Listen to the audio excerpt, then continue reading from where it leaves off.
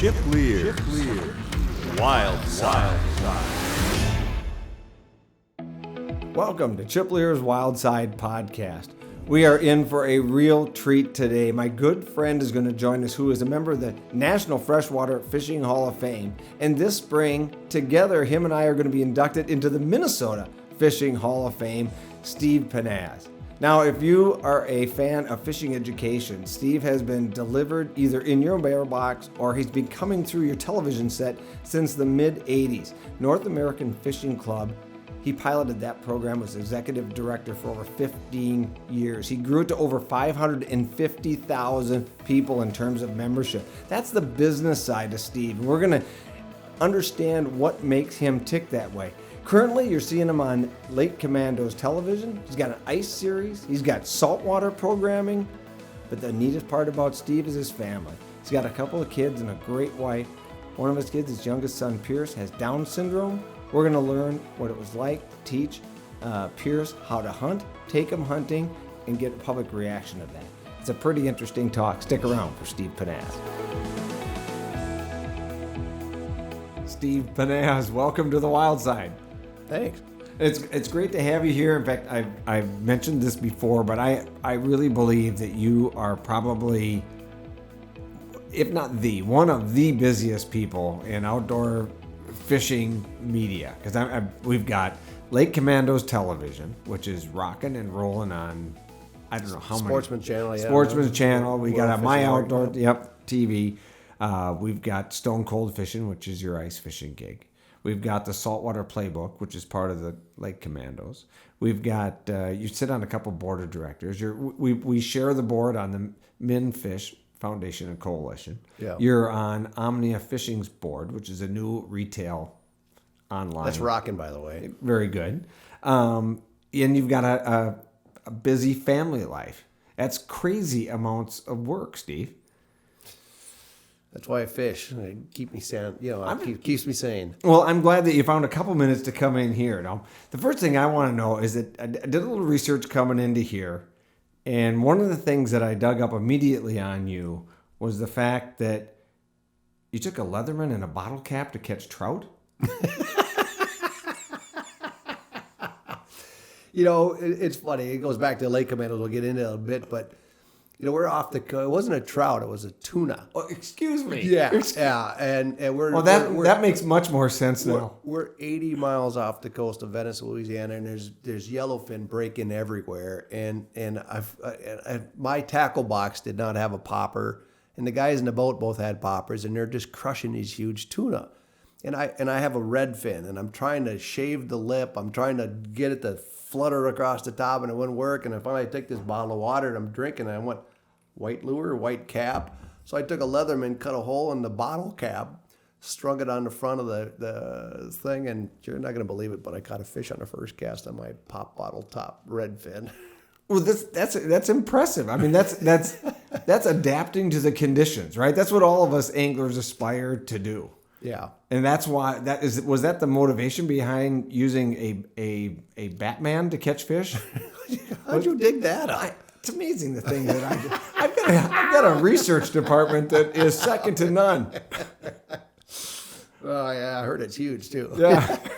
Yeah, we were actually on a flight from Thompson, Manitoba up to Eggenoff Lake, one of the Ganglers places up in northern Manitoba.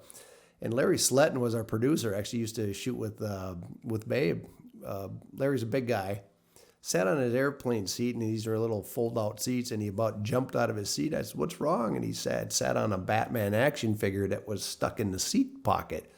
And there was no place to put it, so he throws it in his briefcase. Well, the next thing we know, the next day we wake up in this remote lodge in the middle of nowhere, and Batman is now at the lodge. And so at night, there was three of us there. We played three-man cribbage because there was no power to run any electronics or anything.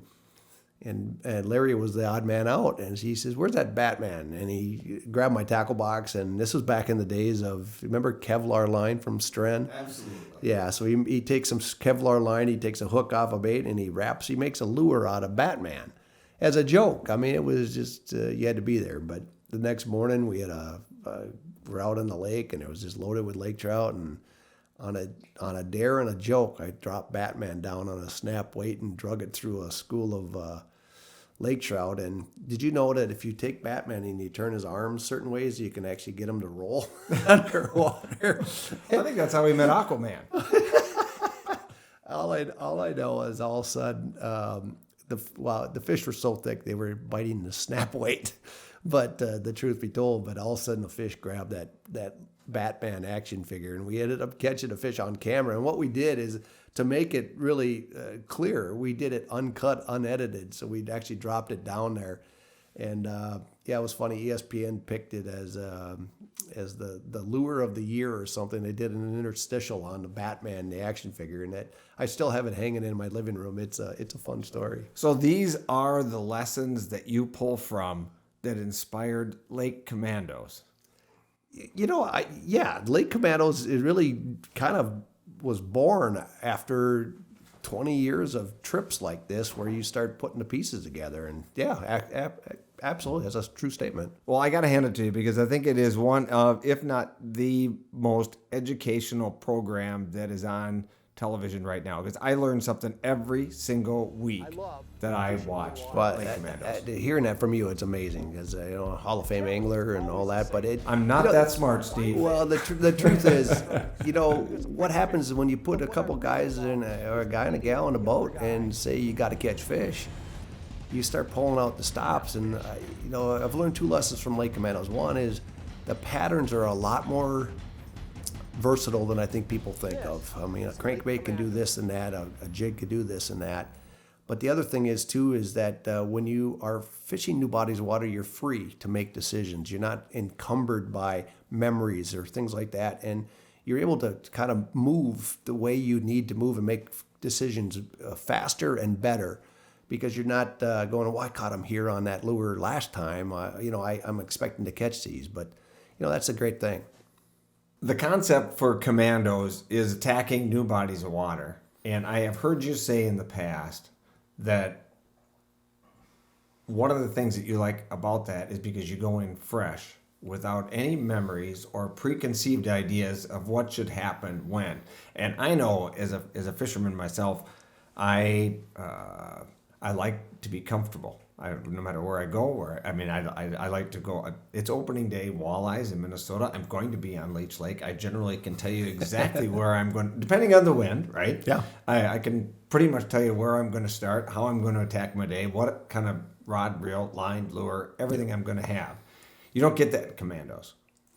No, and what I've found is in that exact situation is I'll never forget an opening day on Mille Lacs Lake where we went out and threw bobbers and leeches up on the north end, and there wasn't a fish being caught anywhere along the whole shoreline. And a younger brother finally gets a bite around 10 o'clock, and as he's unhooking the thing, a minnow falls out of the fish's mouth, and on a whim I reeled in, put a jig on, threw the minnow, and jigged it once and had a walleye on it. I said, well, every boat up here is fishing leeches, and they're biting on minnows right now. And so I've found that if you're fishing a lot of the memories, you just don't react fast enough to what the fish are doing. And I like the familiarity, but at the same time, I really like the challenge of figuring them out. And that's one of the things I like about new waters.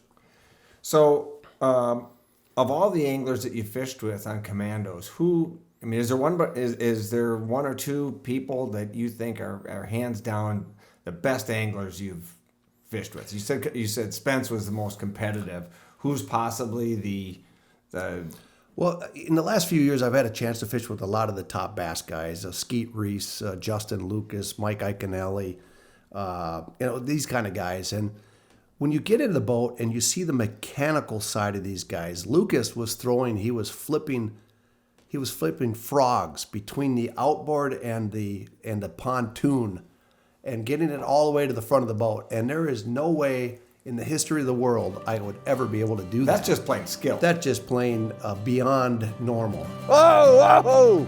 Nice fish. Very cool, dude. Very cool. Frog under the dock. That is cool. I would never have thought about doing that. And a lot of it, a lot of people think, well, I could compete at this level and that sort of thing. When you actually see these guys performing in the boat, Lucas blew me away. Skeet blew me away on some stuff like that. And it really comes down to decision making. But at the same time, there is a time when mechanical, especially in bass fishing, the mechanics come into play, and these guys are exceptional. No, and it's kind of like the first time, I've only been to one PGA event. I'm not a golfer. In fact, I'm a hack. I play once a year in a family tournament, right? I go, I bring a dozen balls, so I end up with one. But that's who I am at golf. I'm not good at it. Yeah. I went to one PGA event, and what I took out of there was that it's incredible to watch firsthand the best of the best at whatever their craft is. Yeah. Because watching those guys hit golf balls and putting them exactly where they want it, I watched a practice round first, and hitting 4, 5, 6 balls from the same spot, and they're landing in the same place of the green, all within a couple feet. It was mind-boggling. Yeah. It's the same thing with anglers and their casting ability. And I think tournaments have tried to have those little contests and demos before, but until you see it in the field with wind and different conditions and trying to stick it between the pontoon, that's an art. It's an actual art. I mean, and you don't see as much on the walleye market because you cast is it's open to bail. But on the bass side, it is true. And it's the same thing with fly fishing. It's one of those things where it's not just lure choice, it's presentation. But there's a lot of skill out there right now. So most of what we're talking about commandos tends to be fairly straightforward. Look at a body of water, pick it apart, decide where to go and what to throw. How much are you utilizing technology out there? Because we've seen some huge advancements in technology lately in terms of the world of fishing. Yeah, Garmin came out with Panoptix, I think it was 2015, and now they've launched LiveScope. And I had a chance to actually fish with LiveScope in open water 2 years ago, late in the fall, and then I got on it and actually got a chance to fish with it this past year. We're out in Mille Lacs Lake, body of water that I've been on many times before. But what was interesting on it is we took the LiveScope and just basically pulled up onto a mud flat or some gravel. And we would spot walleyes 35, 40, 50 feet away. And actually, because the LiveScope has such a narrow beam transducer, it's 20 degrees, we knew exactly where those fish were. So I could see exactly where we were pointing. I could cast and I could actually watch the jig drop to the fish. More importantly, I could actually watch the fish respond to the jig. The first 3 or 4, I threw a jig and a leech, and the fish swam up to it real fast and then left. And I went, they don't like the color. Switched to a black jig, and I caught the next 4. And the technology, LiveScope is it's insane. It's everything you thought sonar could be 20 years ago. I'll never forget, I was with Ted Takasaki back in the day. We're on Big Stone Lake, and this was when Bottom Line came out with their species ID or whatever, and we're up in about 6-8 feet of water, and a big school of carp swam right in front of the transducer, and I looked over at the sonar unit, and I was going to say scream carp all over it, and it didn't even show you the fish, so let alone. So it's the technology that we had all dreamed of 15, 20, 25, 30 years ago is reality today, and LiveScope is insane. Well, and I think we talked about this yesterday, but there was just a nice contest, and literally everybody in the top 10 had LiveScope. Right, was utilizing. I mean, and I got to use it for the first time open water last fall, and I haven't been that excited in a boat in a long time. And it's the technology just in general of part of success in fishing comes when you can when what you're looking at over the side of the boat is no longer just a lake, and you can actually see the structure and you can see how it relates and how the fish are relating to it. Plus, it helps you decide where, when, and what to throw. And that's what that's doing for you. Is it's taking all that guesswork out of there. So it's pretty mind-boggling. Have we come too far? I mean, and I'm probably saying the same things that our parents said when GPS came out. Well, exactly. My gosh, come up with whatever technology you want to describe. I look at it a couple ways. A couple nights ago, I had a friend of mine out fishing shallow water walleyes at dark, and he had a perch come in, and it was the first time he had ever used LiveScope, and he actually got to watch the perch go from lure to lure that he was fishing, and he had more fun on this perch that he didn't catch than he probably has in any fish he's caught this season. I think the fun thing about technology like this is you don't actually have to catch the fish to have an interaction with them and you enjoy the process. You can see their response. You can see them either bite or reject you or that kind of stuff. The other thing is, I think that anglers today, particularly that this new generation that are coming up, they value the resource at such a high level that putting fish in the fish bucket or the basket or your whatever is not the priority for fishing. I think that's one of the reasons that we've seen the popularity of bass fishing continue, and that's traditionally a catch and release. Now, I love walleye fishing. I love eating walleye. I mean, I'd like to see, say, Mille Lacs open up a little bit, but the technology that we have right now, it's really in our hands. Do we want to abuse what it can do, or do we want to enjoy the benefits and still take care of the resources? And I believe today's anglers will make the right decision in terms of that. I think that we're really at a interesting crossroads where we're matching technology with the sport, and the enjoyment thereof. Okay, and let me back up here about what I'm trying to say is that if this new technology, this is, and we see the same thing when we talk about ice fishing, we talk about electronics and the whole cat and mouse game that takes place when you're watching a fish on your sonar and how it reacts to your lure. Now we have technology that can essentially darn near do, if we could hold our lure in one place, you could do exactly the same thing with a live scope type of technology, right? Yeah. But where is, for the purist that's in freshwater fishing, where are we in that? And are we going to see a division of people that are purists that only want to go enjoy the outdoors? I don't want any technology. Fishing for me is just hanging out, floating in a boat. And there's a whole nother group of people that are, the only way I can enjoy this sport is if it's interactive and electronics. And I don't want to look at the eagle. I don't want to look at the tree. I don't want to look at the lake. I want to look at my electronics, and that's the only thing that matters is my interaction. I think that's a really weird paradox we found ourselves in. Let's look at, I mean, there's over 1 million, something anglers licensed in the state of Minnesota plus younger anglers. Well, there are 45 million nationwide, right? Okay, so I mean, there's 45 million ways you can enjoy fishing. Some people may want the technology. I mean, I grew up walking down to the Mississippi River in North Minneapolis and opening a can of corn and sitting on a bank with we used to walk the railroad lines looking for sinkers, or we call them sinkers. They're actually the nuts off the bolts on the thing, because they were heavy enough for us to cast by throwing the lure of the corn out there with the old reels we had, the old level wine reels. So, funny aside though, I'll never forget this. I had an older brother. We're on the bank of the Mississippi, and he gets a bite from a big carp, and he's fighting it with his Fluger Supreme reel, with his black Dacron line, with his railroad bolt for a weight, and he gets this big carp, and it's about 10 feet out. And those reels didn't have drags back then, so he's holding on the handle, and that rod is bent, and all of a sudden that hook came flying out, and that bolt came out, hit him right here, knocked him to the ground, and he was down there twitching. I think it was the first time a carp almost killed an angler.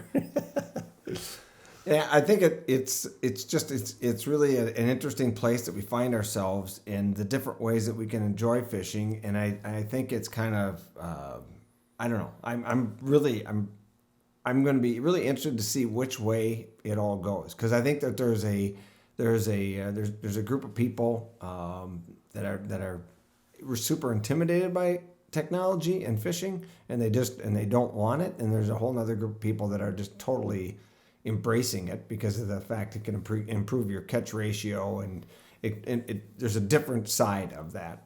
You know where I'm going?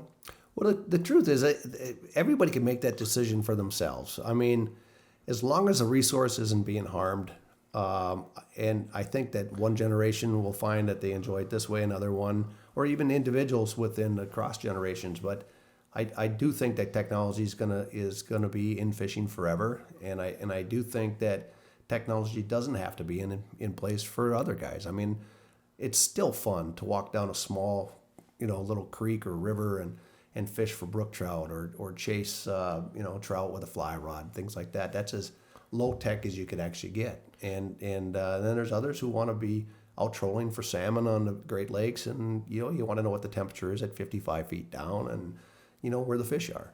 Yeah, there's no doubt about that. So to get to where you're at now with Commandos, which is very successful on air, right? We're getting lots of views. We're pretty happy with the ratings. It's all going. Yeah. It's all going well. You've got an editor producer that is fairly talented. He happens to be sitting in the same room as we are now. So we're Hi, Chad. What do you think of the show, Chad? You know, I got to actually compete one time, I think in about season 2 or so. Yeah. Steve and I went out. Of course, I let him win. Because I wanted you like to, a paycheck. Well, I wanted to work, yeah. You know, so I had to let him win. No, Is that why you always tell me I'm right?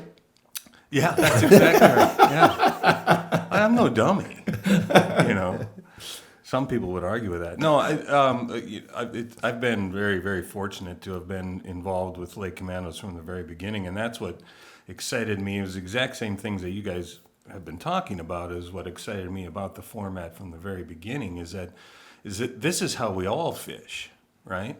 I mean, not all of us have time to go out and spend, and fish every lake that's out there. So most of us, when we go fishing, there's a lot of times when you're going to a lake you've never been to before.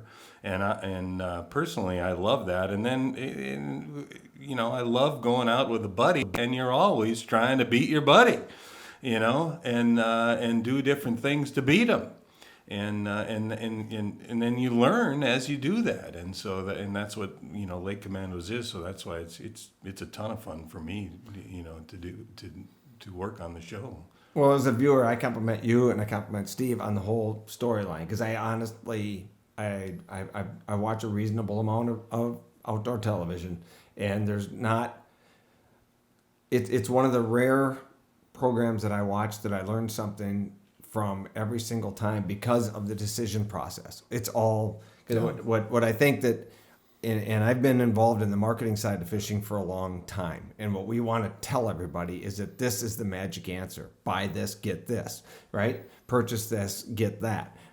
This rod will make you feel the fish.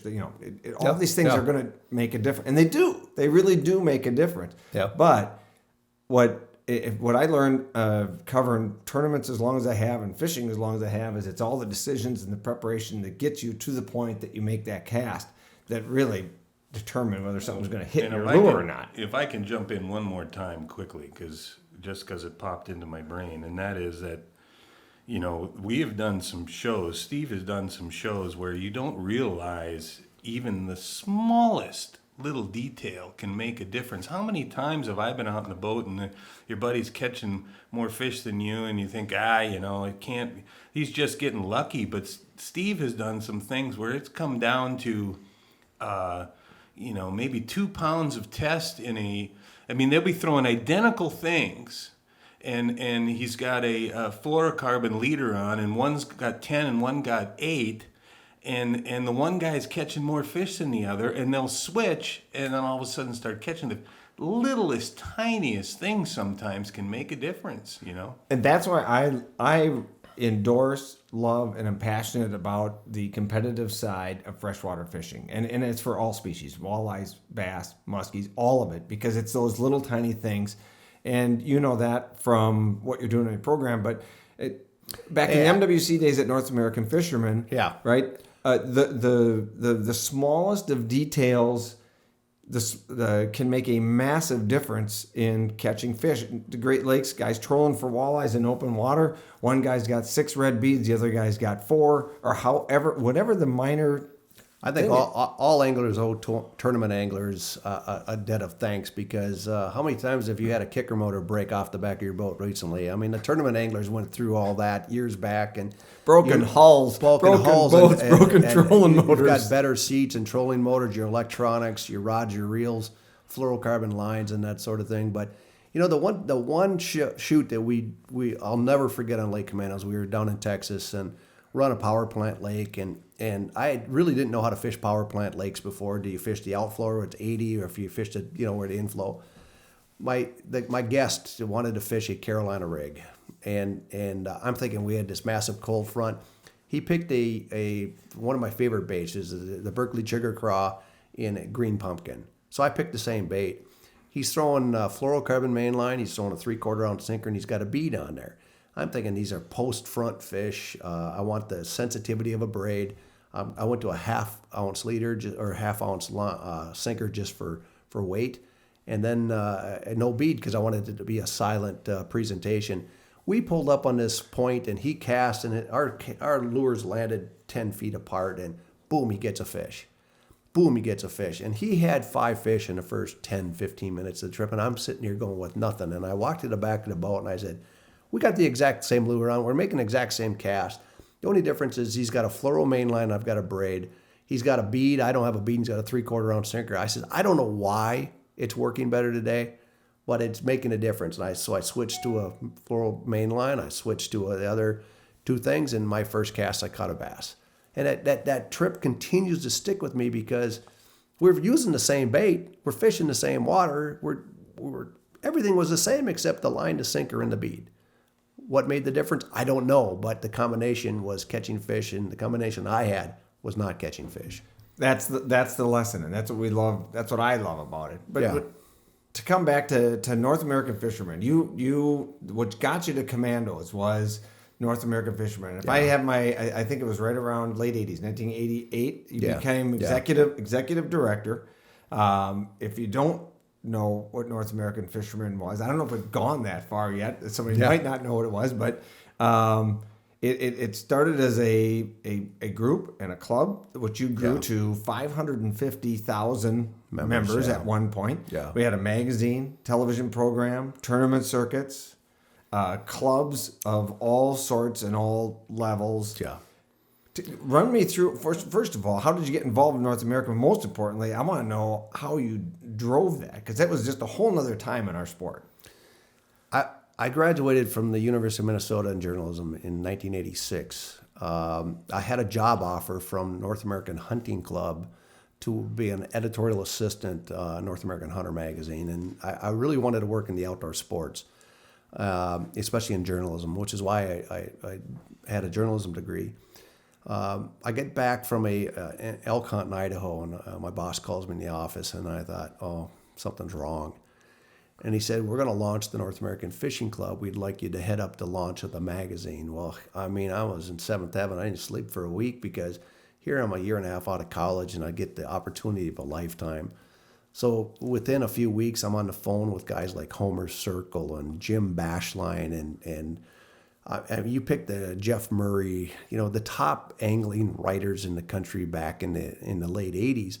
And I say, hey, we're building a new magazine and would love to get you involved. And guys like Gary Borger and stuff. And you were paying for articles, so they were taking your calls. Yeah, except for one time I called Grits Gresham. You remember Grits? He was in he was in the light beer commercials. He had the big lamb chops. He was out of Louisiana, and I said, this is back when we were calling long distance. It was a big. It's long distance. Hurry up here, and I called Grits and I get him on the phone, and he's kind of gruff. And I said, Mr. Gresham, we're launching North American Fisherman Magazine. I'd love to have you being a columnist. And he said, what do you pay? And I said, we pay $750 for whatever it was, 800, 900 words. He goes, I don't get out of bed for that, and he hung up on me.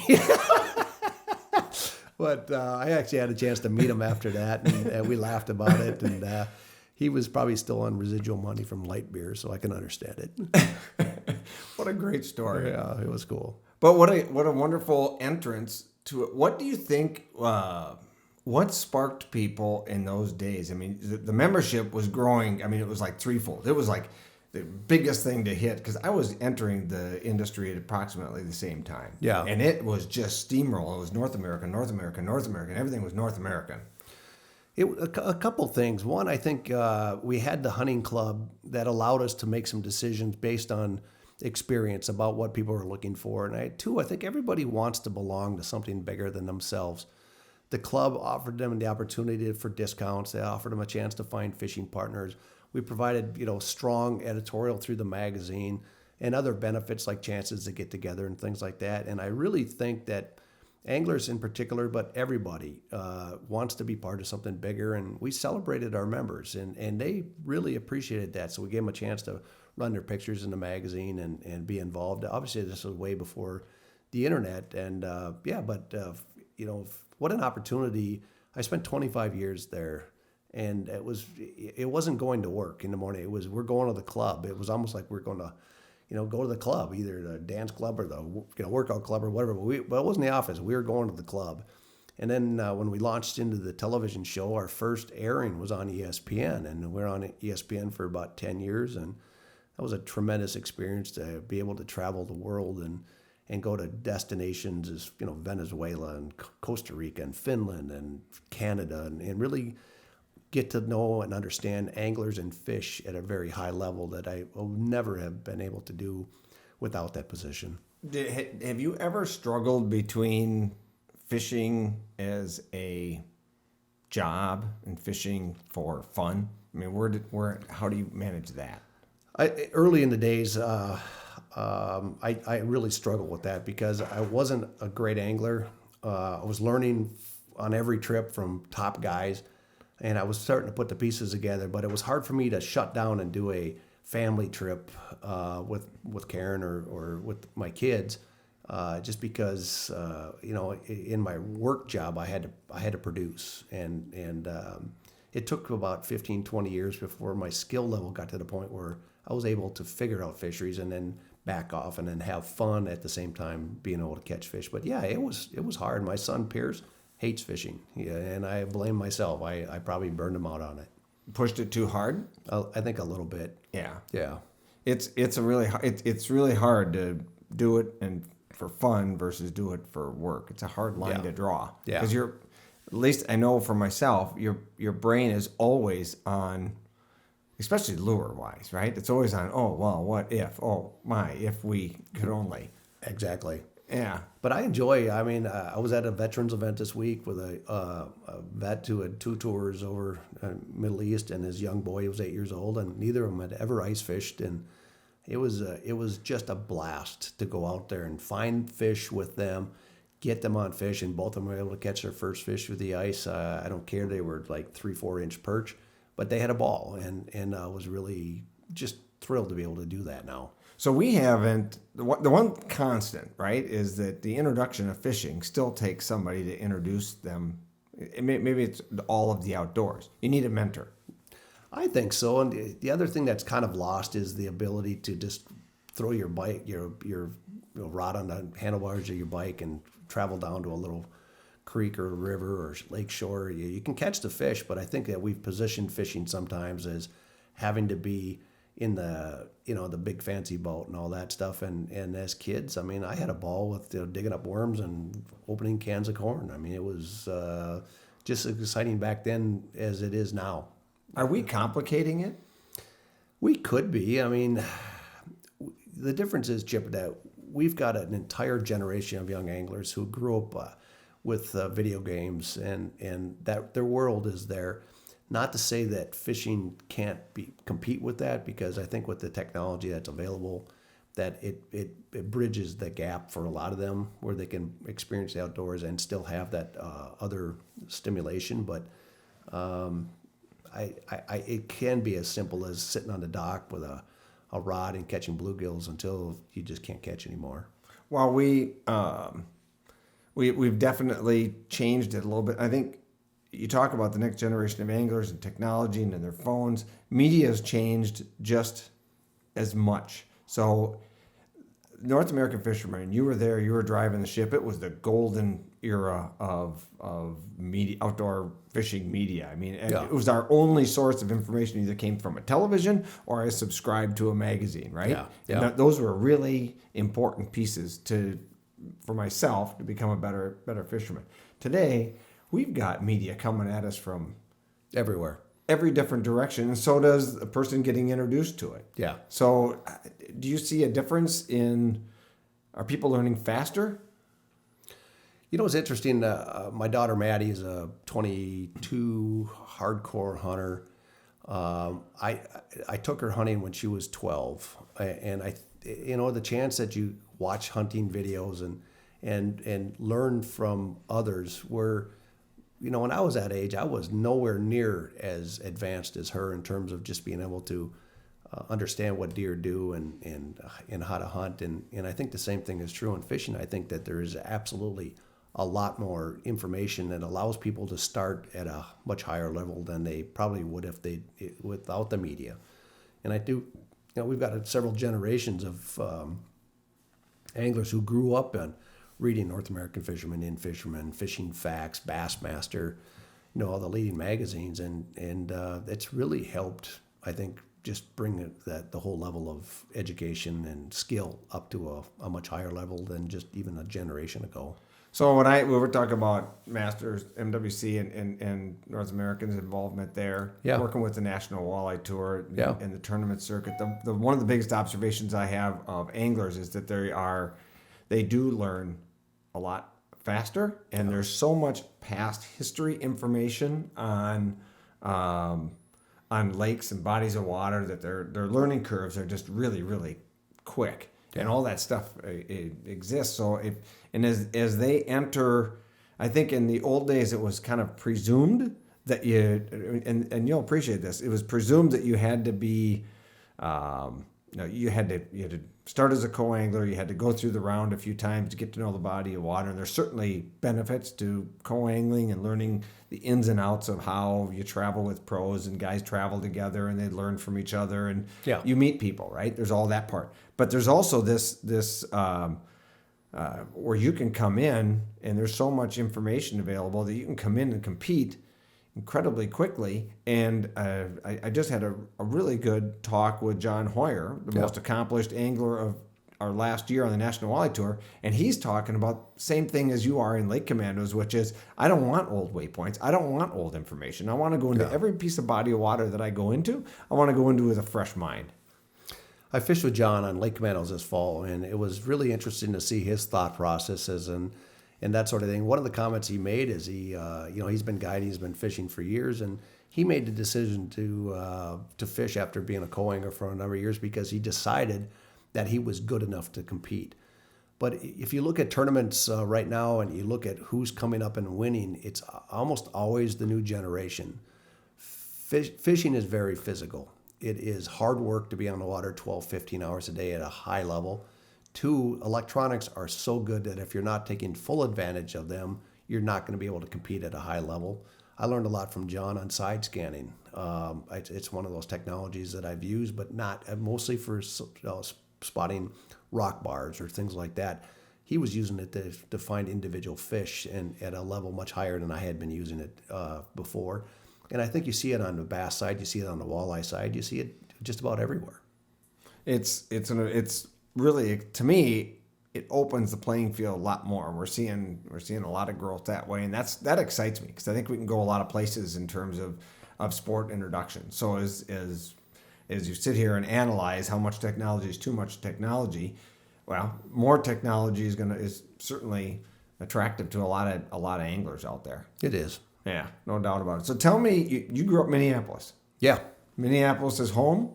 Minneapolis is still home. I live outside of the city now. We live on a little lake out west of the city. But, we had the cabin deal up north, and I just decided, one, I didn't like the traffic on Fridays and Sundays. And 2, I just loved waking up to the sunrises, the sunsets, watching the water and watching the anglers out there. And I just love being able to see it every day. So besides strolling the Mississippi looking for leftover lug nuts to use as sinkers, how were you introduced to fishing? My dad actually took us out. I've got 5 brothers, and it was a family deal. My dad fished, my grandpa fished, and both of them really took time out of their days to take us out. And one of my fondest memories was a one-on-one trip with my dad when I was about 7 or 8. We would fish some of the lakes up in northern Minnesota for bass and had fun. I'll never forget my grandpa coming back from a trip to the Crow River just outside of the Mississippi, and he had this pike that he was holding it up on a stringer, and his hand was shaking, and it about touched the floor, and it was as big as me. I mean, it was. And so those types of memories just really plant a seed, and I think they grow in most kids once they get exposed to it. Yeah, no, that's the exposure part is a big key, and we just don't have a lot of people exposing people to fishing. Is there a way to solve that? I think that these kids events, the Twin Cities Walleyes Unlimited group this past week just had an event where a number of kids showed up from military families, and I thought it was awesome. I like things like the Minnesota Fishing Challenge for Minnesota Adult and Teen Challenge. Those events are fun, but I really encourage just families to, give the kid a fishing rod, let them sit on the dock, put a life jacket on them and give them some worms and some wax worms or whatever, and just let them catch fish or let her catch fish. I mean, I really think that that one of the most exciting things right now is the growth of women fishing and hunting, but just the fact that this is no longer a male-dominated sport, and it never should have been. You've got a daughter. Yeah. You raised her to participate in the outdoors. Is that where and she ends up, she's an avid hunter. Is she fishing as much as she's hunting? She's fly fishing. I think one of the reasons she moved to Montana is that she could fish without any shadow. So, no, You're she the worked shadow? She worked, yeah. I'm the Yeah. shadow. So she went out there and has really been forging her old path. I'll never forget, she wanted to go to college at Montana State. We got off the airplane. She goes, here's how I'm going to school. And, it was fun. The first day we left her there, I'm driving back. Karen and I are driving back to Minnesota. You've been on that road. It's a long, long road. First text I get from her from Montana is she went up in the mountains right after we left, and there were 5 mountain lions in a group, and she sent me a photo, and I'm like, looked at Karen. I said, should we turn around and go get her? So, but no, I'm proud of her. She's very avid fly angler and just really avid hunter. She got her first elk this year. She got her first antelope. And, what's funny is I said, where are you going to stay when you're out there? And she says, well, I don't have any money. I'm going to go sleep in my back of my truck. And I said, well, it's 15 degrees. And she goes, I've done it before. So. And you get out there and hunt every once in a while. I like to hunt. I had a chance to get out there last year with her, and we're sitting on the hillside, and here's this giant mule deer buck. We're hunting public land even, and I said, Maddie, I'd really like to have you take this shot. And she goes, no, I'm guiding you. And I said, no, seriously, I'd like you to take. She goes, I'm guiding you. So I took the shot, and it was these great memories. That's awesome stuff. Yeah. So it's you. It's you're married to Karen. Yep. Who actually grew up. You met her in the outdoor industry as well. Yeah, she used to work at In Fisherman, and my first memory of Karen is driving through Brainerd one day, and she's on the radio for In Fisher Kids or something right ahead of the governor's opener, and then she was on billboards for a boat company back then. So all my nephews thought it was awesome that there was some famous model. But no, she's. It's been awesome. She understands the passion. She understands the need to travel, and no, she's. It's been 25 years already. Can't believe it. That's awesome. Yeah, that's awesome. But you also have a son, Pierce. Yeah. So tell us about Pierce. So Pierce, one of the defining things is obviously he's Down syndrome child, and in our generation, Chip, Down syndrome was considered a handicap. It was one of these things that would probably tease some kids that had it and use some derogatory terms and things like that. But I think society has embraced the fact that we have this group of the population that is really able to achieve much more than they have. And Pierce has taught me a couple things. One, just to be unafraid. He's not afraid of anything. He'll go up and sing in front of the entire school. He'll dance in front of the school.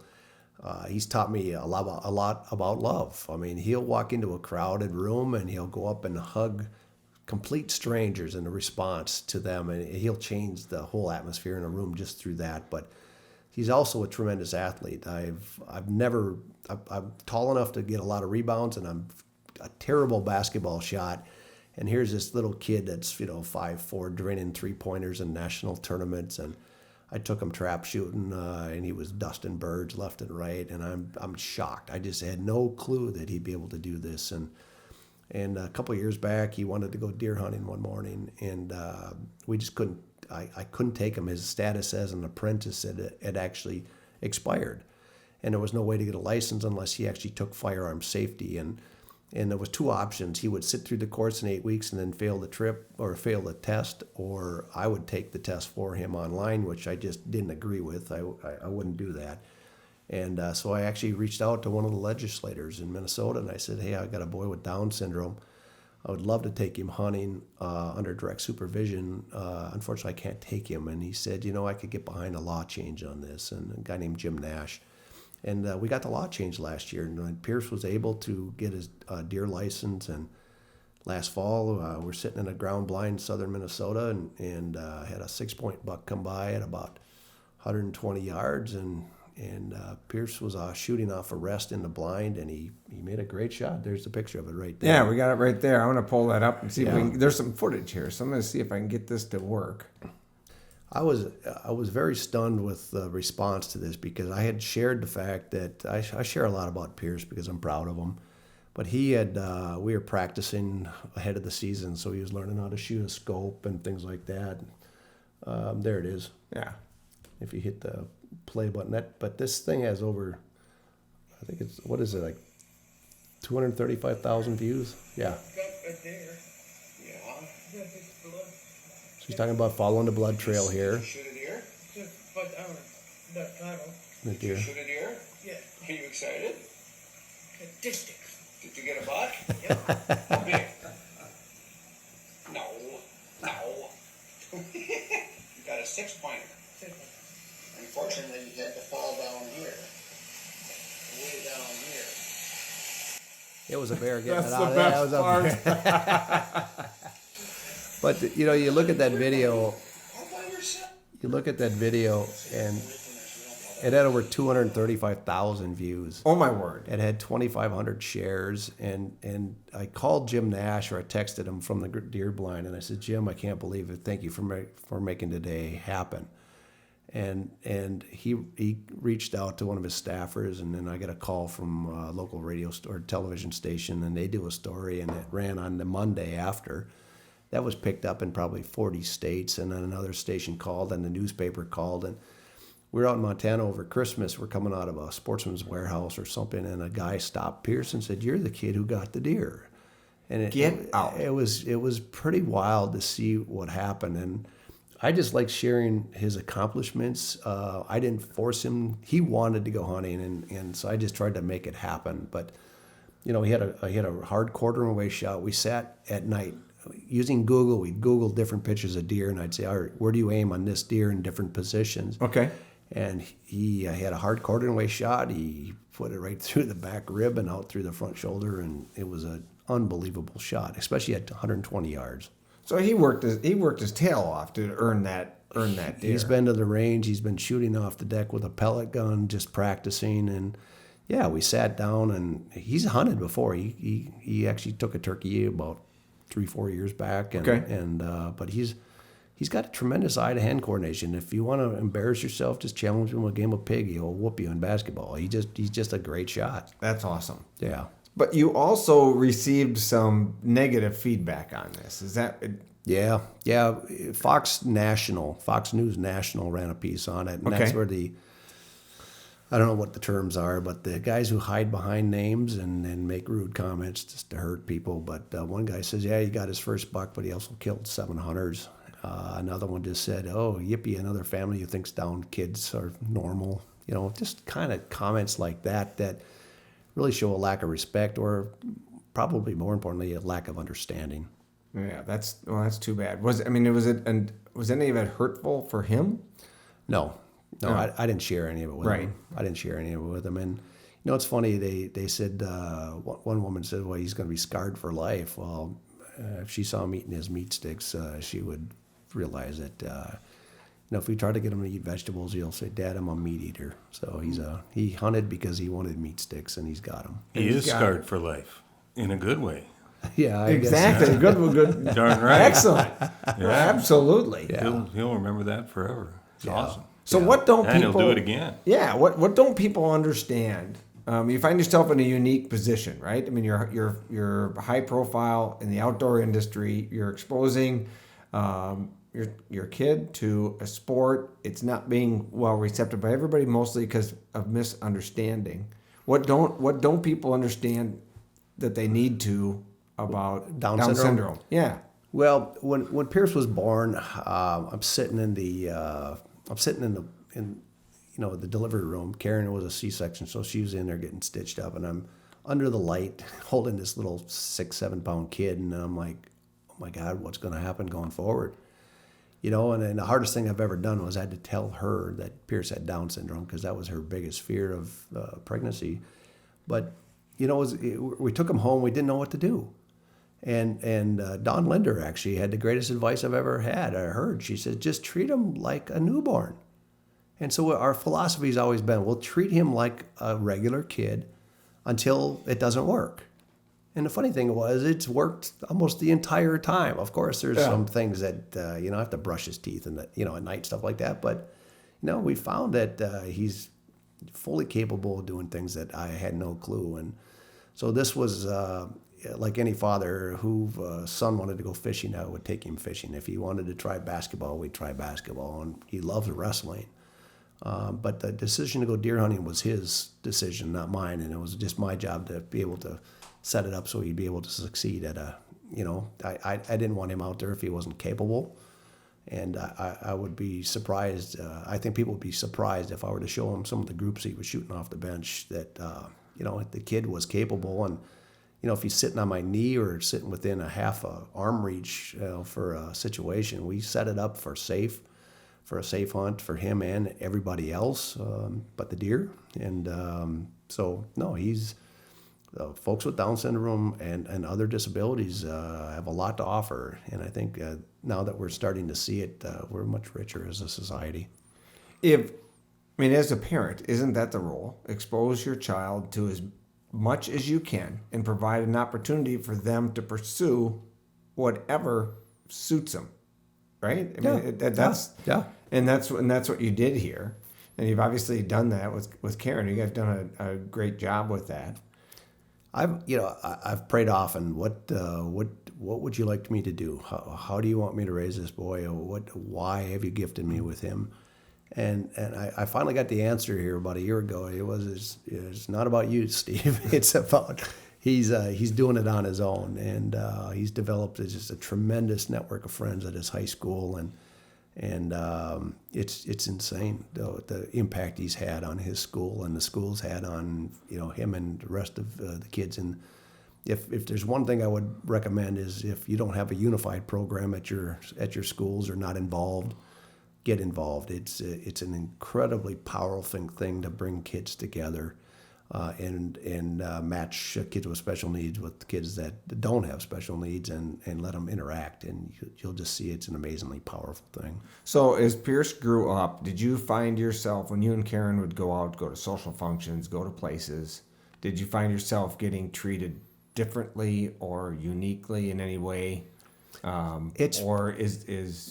Is love universal and we're all open-minded that way? Well, he had his first date with another person with special needs the other day, and we went into a restaurant, and that's the first time I've ever run into a negative where the looks came from a few people. But in general, one of the coolest things about Down syndrome is people recognize it absolutely immediately. I think with things like autism and things, a lot of people don't look like they have any challenges, and I think they get treated differently right away, where Pierce is identified immediately as Down syndrome, and it allows him to get away with a lot, and he takes full advantage of it.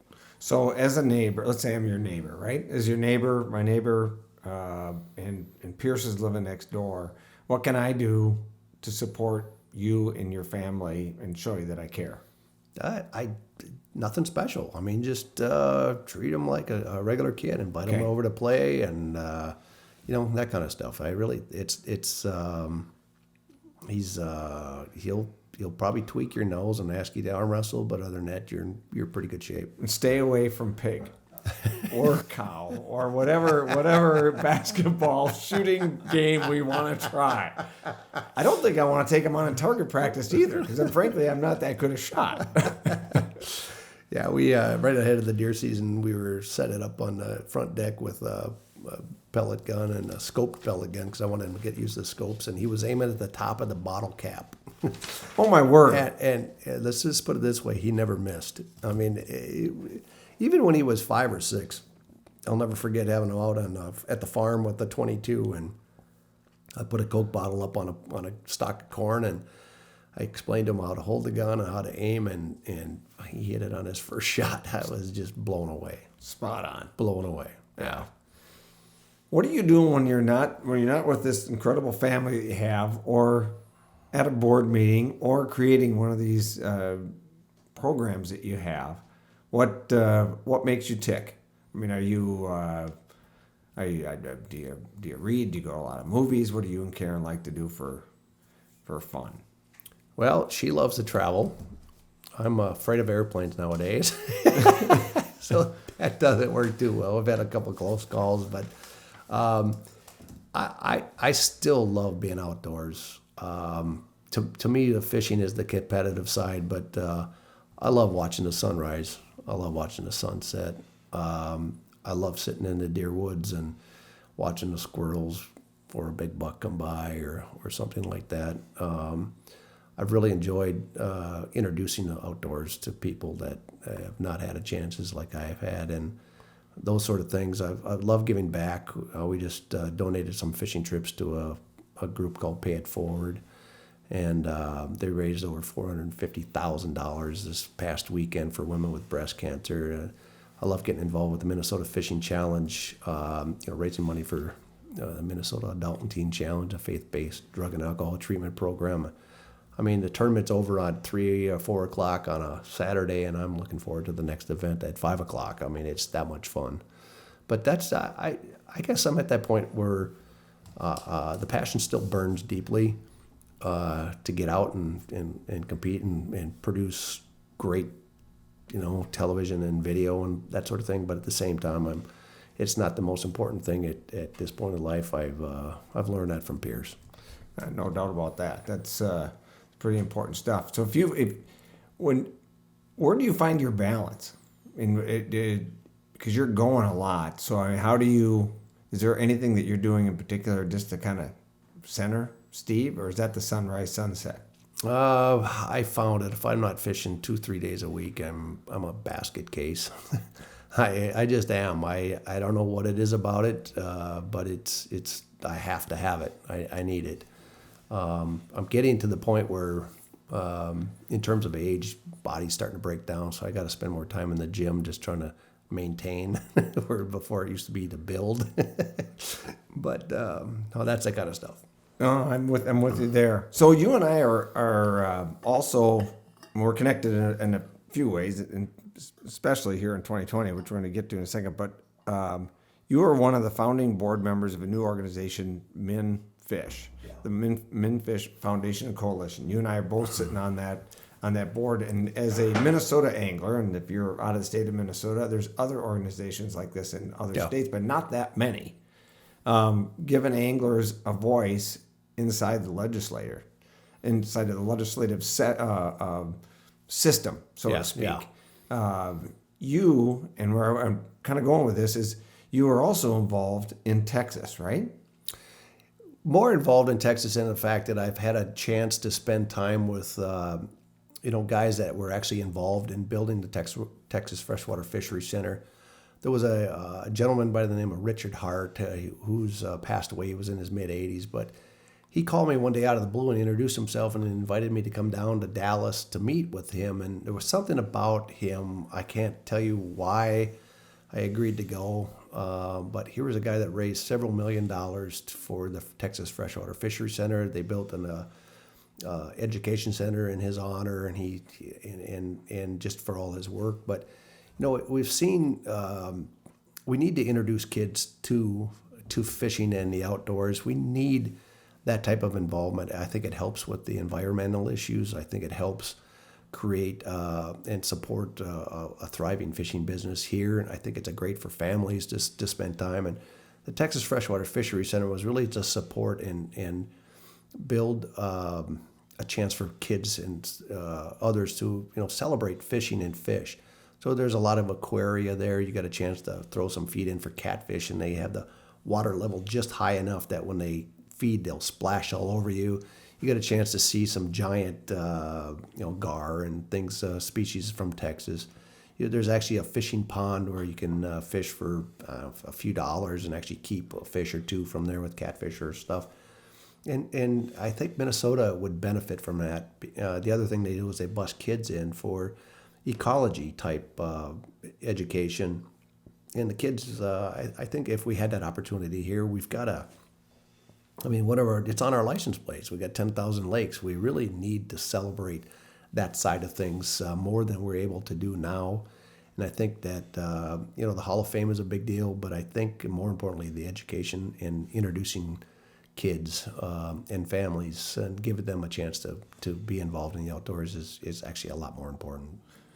I mean, I don't know if people know this nationwide, but Minnesota and all the lakes that take place here, we're in the top 3 in terms of participation numbers, dollars spent, the quality of the fisheries. I mean, we're loaded full of lakes. I mean, there's a reason that the center of Minnesota is referred to as the Hollywood of fishing, because there's tons of media production, there's tons of industry here that is going to a national level, and it all comes from the core of Minnesota. And there's nothing in Minnesota to celebrate, that's unified, that celebrates the sport. We've got little factions and great clubs and all that, but there's nobody rallying for the angler and to protect the angler to make sure they have rights moving forward. And I think that's the real mission here of MinFish. Is that how you see it?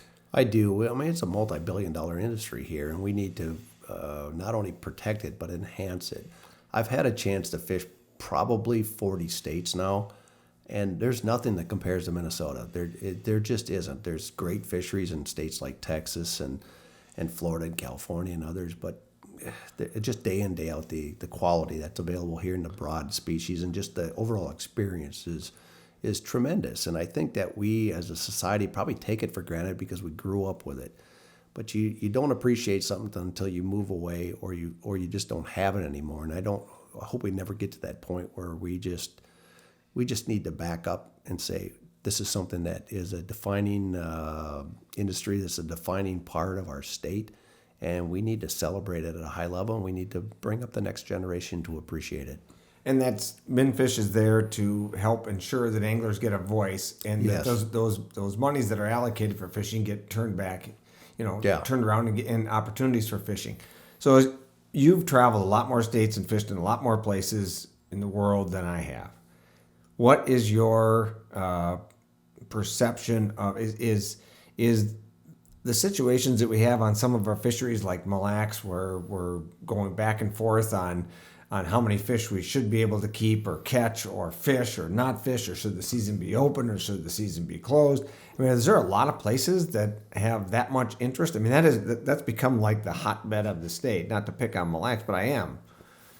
I personally don't recall any situation similar to this elsewhere. Because everybody's in disagreement of the health of the lake. Nobody can come to any kind of assessment of where we're at. It's a political football. I mean, honestly, I've fished Mille Lacs my entire life. My first trip with my dad was on Mille Lacs, and out of the resort called Charlie's. I mean, up on the north end. I still remember, jigging a black jig off the bottom and trying to figure out why it was so heavy. I mean, it's there, but I've never seen the fishing this good. I'm throwing a little fire, a little fuel on the fire, but the truth is the safe harvest level is low. If you look on the bright side, we've probably got one of the best walleye fisheries in the country right now within, an hour or two of the majority of the population of the state. It was interesting. We had a group from church went out one day, and they went up to Rainy Lake back when they were having some similar issues up there, and one of the guys came up to me after the service. He said, hey, did you hear about the men's trip? And I says, no, what was going on? He said, it was the worst trip of my life. I says, really, why? He goes, we caught 120 walleyes a day and we couldn't keep a single fish. And I'm like, And then about 5 minutes later, another guy come up. He goes, hey, did you hear about the men's trip? I said, no, I didn't hear anything about it. He goes, it was the best trip of my life. He said, we caught 120 walleyes a day and I didn't have to clean any. So it's really a matter of perspective, and I do think that eating fish is part of the fishing experience for a lot of anglers. It is for me. I'd like to see the opportunity to harvest some fish, especially I think we went overboard on Mille Lacs and letting too many big fish, and I think that actually hurt our small fish recruitment and that sort of thing. But It's not just about the resource anymore right now. It's beyond that, and I hope it gets back to more about the resource. Well, lake management is not a rocket science. It's No, not. it's It's not. really a difficult challenge. So I will give a lot of leeway to Yes. the biologists because it's no easy task. Yeah. And then you add all the entities that have a say in each one of these bodies of water. Yeah. And that's kind of what we're watching. I mean, I think that what you're watching happen here in Minnesota is versus it used to be all state regulation, state lake management. Then it kind of went to a regional area, kind of like this Pike thing. Yeah. But now we're going into this next era. Is really comes down, especially from our premier fisheries. It's individual lake management, one at a time, making a decision what's best for what lake at what time. Yeah. Is that the right move? That's a tough one to answer because It's I the think most expensive move, isn't it? It's an expensive move, but I think what happens too is the more regulations you put in place, the more burden it puts on anglers to say, "Well, I'm on this lake. Can I keep this 22-inch pike, or do I need to let it go?" At the same time, I do think that when we manage at that level, I think we do what's best for if we look at each resource. Leech Lake is a tremendous resource. Winnebagosh, tremendous resource. Red Lake, Mille Lacs, Rainy Lake, you name them. They're just unbelievably valuable. And so for us to manage those at that level, I guess I find it hard not to support that. But at the same time, we have to realize that, it is hard for anglers and businesses to really thrive in this situation where you just don't know what's going to happen next. It's difficult, and at the same time, we're trying to recruit anglers because we're watching a nationwide slight decline in actual participation. So, what do we got to do to provide opportunity to more people to fish besides shoreline lake commandos, which is my new rally cry? Wow. What do you think of that, Chad? He doesn't care. He's I'm all in, doesn't it? he sees another 13 weeks. Just make sure it's in focus. I do think that if we start bringing things back into the schools, I do think that one of the most exciting things is it's competitive fishing, but I do think that the growth in high school fishing is impressive. I think we should continue to support that because it filters down to the younger. It's almost like the football and baseball and basketball type things. But I do think that shore fishing opportunities continue to be important. I grew up with a bike and a fishing rod, and we'd hit Lake Calhoun, and we'd hit Cedar Lake, and we'd hit all the different little bodies of water. I even used to fish Shingle Creek, believe it or not. I didn't know they were red tails back then. We always called them chubs, but we used to fish for chubs, and I thought it was like a little trophy to catch one of those things. But I think there's a lot more opportunities where we can just make it low barrier and catch bluegills and carp and suckers and chubs off the shore more than we have been. Is this the responsibility of all of us in the outdoor industry to push for youth involvement and to make sure that we can push our sports forward and we got people caring about them? I think the danger is that when you're involved in the industry side of things, it looks almost like self-serving. But I think as society as a whole finds out that we're having a big crisis right now in the number of hunters. And a lot of the fish and game departments are really struggling financially because they're not getting the number of licenses sold, or they're not getting the excise taxes and things like that. And I would hate to see that happen in fishing because I do think that when you raise a generation of anglers, you've got a generation of people who care about the environment. And I think that society benefits from having people on the ground and watching carefully that the water quality is there and that we're not polluting or that the fish numbers are down, and there's got to be a reason. So I think it's important just as a society that we have anglers. Well, before we go too far here, and I want to reach out and congratulate you. 2020 will be your Minnesota Fishing Hall of Fame induction to go along with your National Freshwater Fishing Hall of Fame accolade. So congratulations. One of the coolest things about this is I get to be up on stage with you, but I've already asked Brenda with the Minnesota Fishing Hall of Fame to make sure that I go before you to speak because you're a hard act to follow.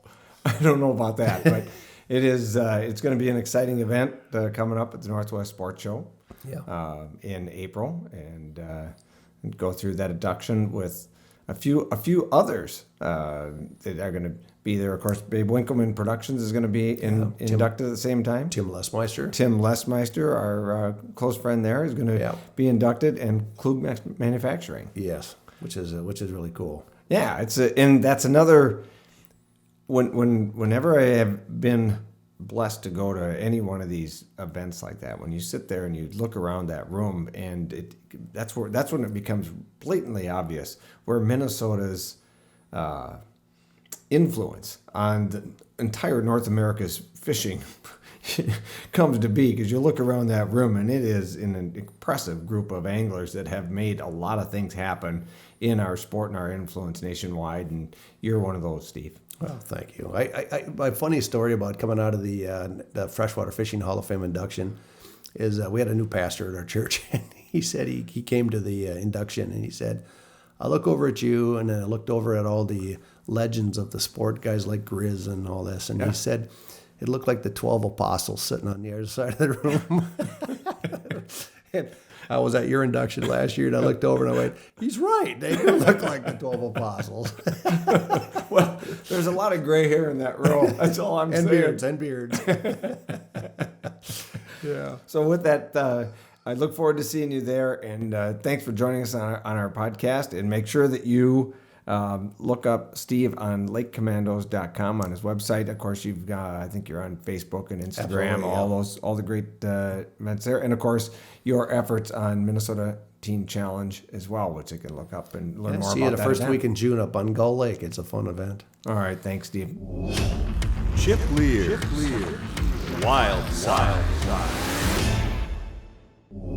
Don't miss a single Wildside podcast. Subscribe to the Chip Lear's Wildside Podcast YouTube channel today, or visit fishingthewildside.net.